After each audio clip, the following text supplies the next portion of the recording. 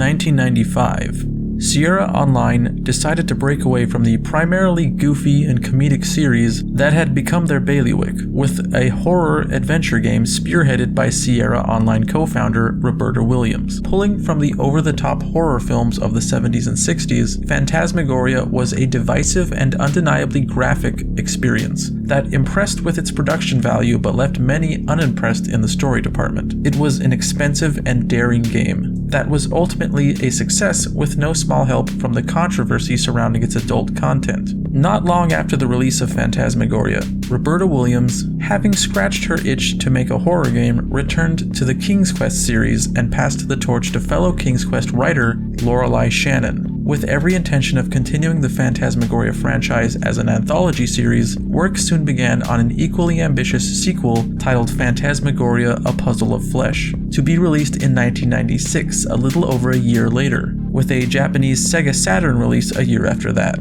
This is a game that received arguably much harsher criticism than the original, and is often thought as an out-and-out failure, with GameSpot as melodramatic as ever, writing, "Perhaps A Puzzle of Flesh is best summed up by my gut reaction during the conclusion. As the credits rolled, all I felt was regret. Regret that I had spent a good chunk of my life in this ugly world with annoying, unappealing characters and their silly problems." And while that may sound like hyperbole, it bears an uncanny resemblance to the last sentence of my suicide note. Like the original, A Puzzle of Flesh is broken into chapters and hits the ground running with some intense and captivating imagery. Our main character, Curtis Craig, is being wheeled through a mental hospital, struggling to free himself from his straitjacket, while doctors and nurses coldly set about sedating and shocking him. The whole insane asylum nightmare 9 yards.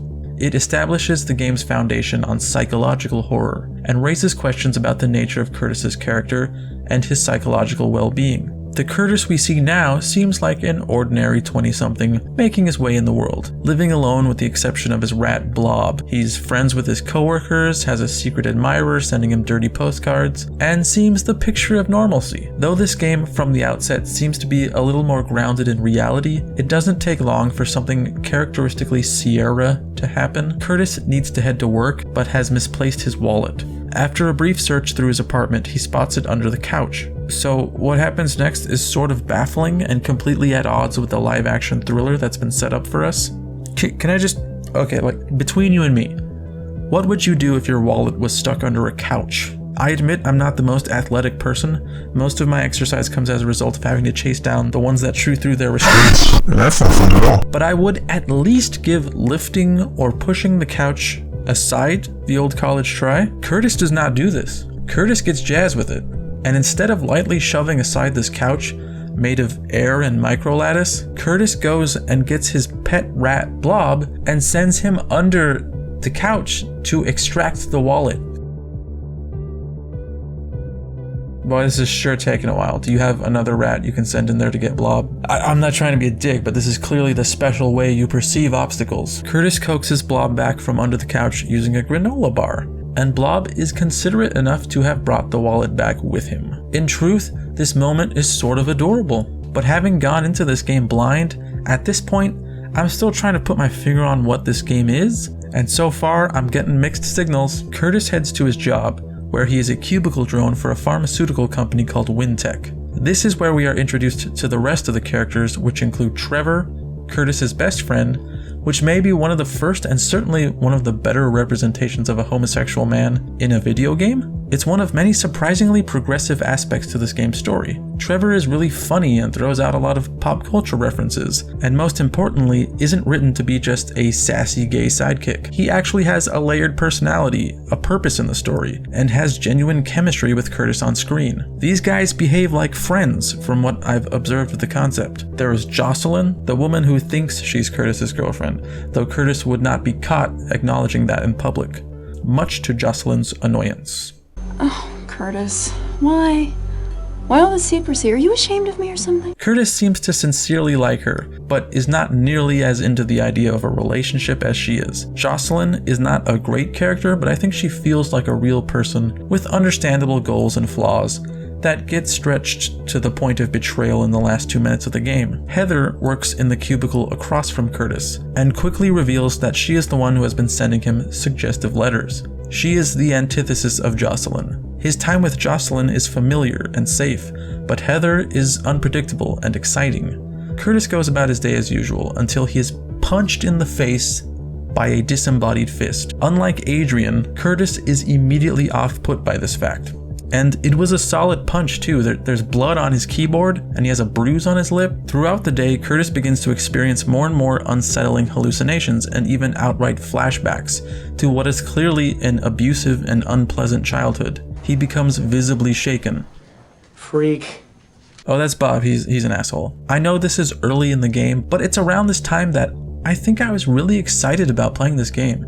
I was really optimistic about how this was going to pan out. We have this fun FMV adventure atmosphere with solid acting and some legitimately intense subject matter being explored.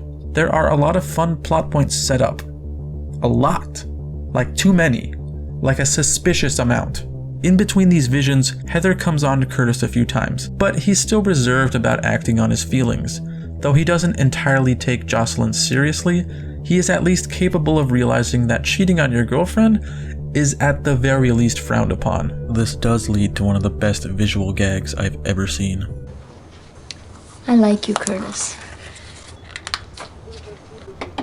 The majority of this chapter just establishes all the characters and makes pains to emphasize the office's mutual disliking of Bob, an unpleasant, discourteous bully that rightfully gets brutally murdered while trying to erase Curtis's hard drive. Though everyone would probably like to have seen Bob hurt, they all seem to be in complete shock over the ordeal, with the suspicious exception of Curtis, who is having trouble feeling much of anything over the brutal slaying of his coworker, in his own cubicle no less. The strangeness of this reaction is not lost on Curtis, who begins to question whether or not he is capable of committing such an awesome and terrible display of violence. Curtis is kind of a mess right now, and although he does have the alibi of having spent the night with Jocelyn, even this is shaky because he's not the best at separating reality from fiction at the moment. I haven't even mentioned the corporate conspiracy that Curtis begins to investigate, and the repressed memories that he begins to regain.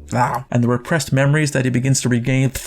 And the repressed memories that he begins to regain during therapy sessions, where some important things are revealed about the extent of Curtis's abuse and neglect as a child, as well as the nature of his sexuality, which explains a fair amount of his behavior. It's at this point I think I really liked this game. I was sort of taken aback by the progressive character development and the risky subject matter that wasn't treated in a gratuitous way. It felt like a deeper, more personal story was being told, beneath an occasionally goofy psychological thriller, and I was sold on it. Just like my ex, who will not be named, those feelings quickly abandoned me as I realized what was being done with this story. Suddenly, characters were being killed off left and right, absurd new plot points developed, and what I had originally perceived as progressive and thoughtful character development was relegated to inconsequential wallpaper. This game has a lot I appreciated about it, and a strong first half that falls apart into a complete parody of itself. This is a game with gay characters, bisexual characters, BDSM clubs, child abuse, suicide, love triangles, a rat that eats body parts, and it's just disappointing that these things don't inform the ending of the game. Everything Curtis experiences seems so insignificant. Like, why are we here? I thought this sexy club was included so Curtis could explore his sexuality and change from the experience, for it to mean something other than to be edgy. Like, it may be kind of embellished, but it's not an entirely offensive portrayal of this kind of stuff. But I might just be more open and accepting of alternative lifestyle. Oh! Fucking ew. She was smoking, Curtis. If I can separate myself from the truly silly and disappointing ending, it's like not only is it conceptually bad, but it's like someone lost the last pages of the script and replaced them with a 12-year-old's fever-induced goosebumps nightmare. If I can get past that, I can appreciate a lot of things about this game that were memorably entertaining. Some great performances, some tense drama, some actually funny moments.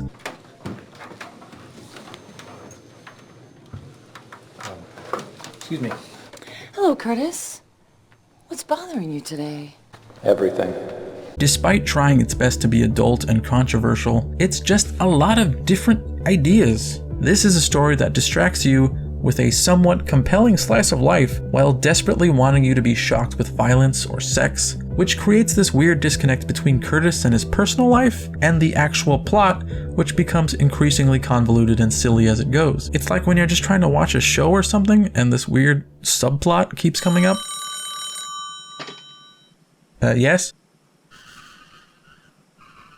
I know someone's there. Look, if you keep calling, I'm gonna unplug my phone. What? It's not real. It's not a real phone. It's not plugged in. It's not who am I talking to? Huh. I don't suppose they have anything in a cotton polyester blend.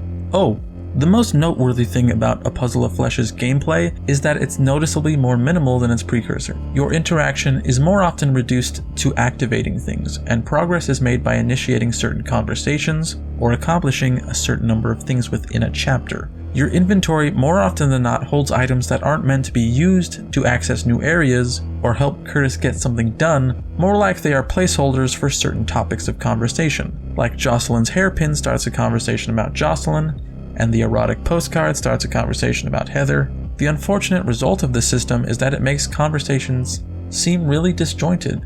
When 1 second you're digging up something really traumatic and horrific from Curtis's past, and the next you're happily reminiscing about old times. There are substantially more puzzles in this one, and their difficulty varies from frustratingly cryptic to mercifully simple. Look at this. Do you know what this is? Do you know what you're looking at right now? Do you have any idea what this is? Or what any of this means? You don't know anything. You're useless. Sorry, I was talking to myself for a second there. You'll also spend a lot of time on Curtis's work computer, going through emails and reading secret documents. This was an interesting addition and contains some really funny stuff, but it occasionally becomes a roadblock when you need to access something on your computer in order to advance the plot, but there isn't anything suggesting that you need to do that. I do like that Curtis gets creepy hallucination emails. I don't know if visual hallucinations can appear as emails, but my only experience with them seem to be whenever I look in the mirror, because then I see the person I hate the most all the time. There are a few instances where you can die, but they're pretty forgiving about it, and they allow you to go back to the moment right before you died. It's not a very difficult game to get through, and a seasoned adventure game player could most likely get through it within a day or two. And by seasoned, I mean you've played enough of them to know the strange logic they employ to prevent you from completing the game too quickly. There is a lot of FMV to sit through though, and some things that might be a little mystifying by today's gameplay standards. This leans much more towards the interactive movie spectrum, where a game like The Beast Within found a pleasant median of gameplay and video. You have a map that allows you to jump between what few places the story takes place in, mainly the office, Curtis's house, the BDSM club, and the Dreaming Tree, which is a restaurant everyone frequents in order to exchange exposition. I assume they made here a lot by that fucking sick down under high five he gives the host. Oh fuck! I think both of these games looked great, and this one even more so. FMV scenes are a lot less murky in this one, and computer-generated backgrounds are mostly forgone in place of actual sets and on-location filming. It does show age due to video being shot on digital Betacam. This is the stupidest sentence, I hate this. It looks old because it was shot on digital Betacam tape, and then it was compressed onto several discs, much in the same way the X-Files game was. But this game clearly had millions of dollars to play with, and I think it shows. On top of that, it's competently directed, and most of the acting from the leads is really good. You can tell by some of the Easter eggs that the crew must have had a blast making this game. Some roles were given out to members of the crew, and even the writer herself, and those performances stand out as being a little wackier than the rest of the cast. It's really funny seeing a scene like this after having just reviewed The Town of Light, a game that somewhat respectfully portrays the horror of an asylum, and then seeing this slightly less guileful interpretation. Out of a combined 4 hours of video, not all of it is stellar stuff, but it's all fun. Get the hell out! Fine, but I'll be back, you son of a bitch! I'll be back to nail your ass to the wall!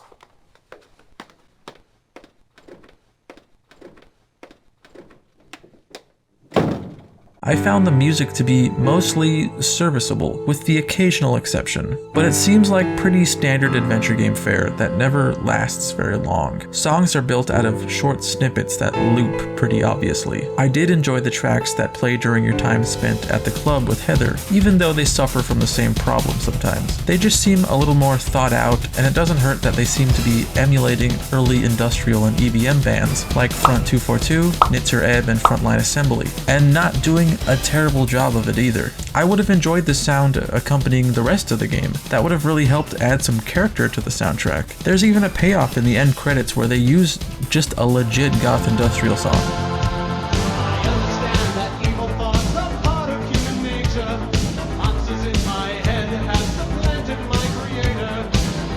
The vocals aren't great. I think he was going for a London After Midnight sort of thing, but it's clearly made by someone familiar with the genre, and I really appreciated that, because it's clever and fits really well with the violent, sexy Clive Barker horror mystery this game almost was.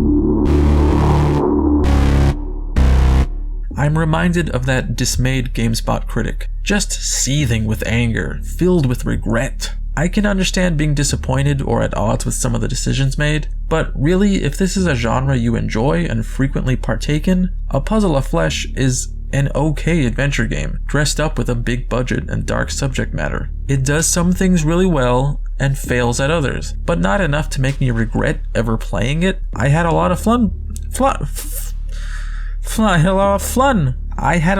playing this one. It takes some unexpected and dark turns, but it always maintains the sense of fun horror. It's campy and weird and knows it's campy and weird. The story is fun, if a little disarrayed. For a while I thought it was going to be a little more straightforward and grounded, but it goes over the top pretty quickly. Characters seem overly thought out for a story that treats them as red shirts. And the sex scenes, they were just too sexy. Don't come in. I'm indecent. Wait, I don't live with anyone. Gameplay is pretty unremarkable, and aside from some confusing directions, especially in the office, it's easy to comprehend. The visuals and music are a nostalgic treat. It's just fossilized joy to me. It keeps wavering back and forth between cheap looking and overproduced, and it's unescapably, tragically a product of the 90s in the best way. Indian food, candlelight, Reservoir Dogs on Laserdisc. I think I liked this one better than the first. Intense subjects are brought up, all the sex is consensual, the characters have character, there are moments you feel sorry for Curtis, and other moments you might find his actions unpleasant. At nearly every turn, Curtis misreads or missteps basic interactions with the woman that's supposed to be his girlfriend. There has just been a murder in the office and his girlfriend is scared and vulnerable, but this motherfucker is still like, I don't know this woman. All I remember about Adrian is that I just kind of felt bad for her the whole time. There was no variation in her personality. I don't know much about her other than she really likes looking at herself in mirrors and is willing to put up with a lot before she realizes her husband is a sadistic murderer raper ghost. Curtis is constantly aware of the crazy stuff happening to him, and he tries to manage it. He goes to therapy. He maintains an active social life. He gets his navel pierced. I guess what I'm trying to say is, if you think a pharmaceutical corporation is conspiring against you and all your friends are dying and you might be afraid that you're the one killing them, do something about it. I have no idea where I was going at the end of this. I mean, to sum up, it's like, it's an okay game. I got a text message. This is the worst ending ever. It's an okay game, guys. It's not as bad as some of the reviews out there. If you like this sort of thing, if this is the kind of thing you like, it's not a bad example of that thing you like. That's the end. I'm sorry I fucked this up.